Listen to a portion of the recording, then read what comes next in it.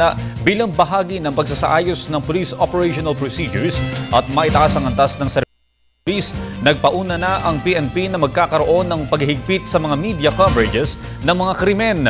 Para sa detalye, balita mo kami Alvin Baltasar.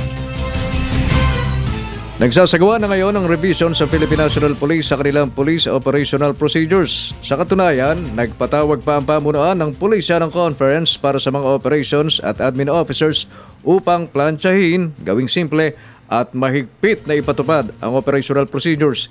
Kabilang na dito ang paghihigpit sa mga miyembro ng media, lalo na't ang ikino-cover ay istorya ng kriminalidad. Punto kasi ni PNP Chief General Alan Purisima, kanilang iniiwasan na masira ang anumang ebidensya, lalo na sa mga crime scene. At saka off-limit sa mga ososero. Yes, definitely. Media, no? Yes, definitely. Kasi huwag natin isirain yung crime scene. Kasi pagka yan na-polluted na yung crime scene, hindi na natin masasabi na ito yung nangyari before.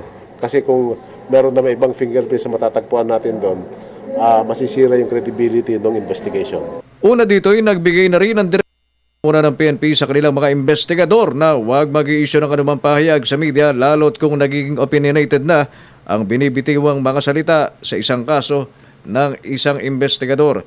Binigyan din ni Purisima, kailangan din naman kasing pangalagaan ang pangalan ng isang biktima, kaya't dapat lang na maging factual ang sasabihin sa media at hindi espekulasyon.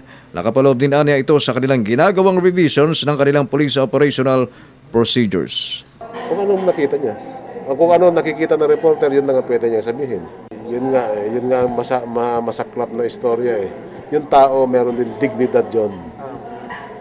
Ibig sabihin, kung gagawa na tayo ng ibang istorya, medyo namatay na nga o naging biktima nga siya, nasisira pa yung kanyang pangalan.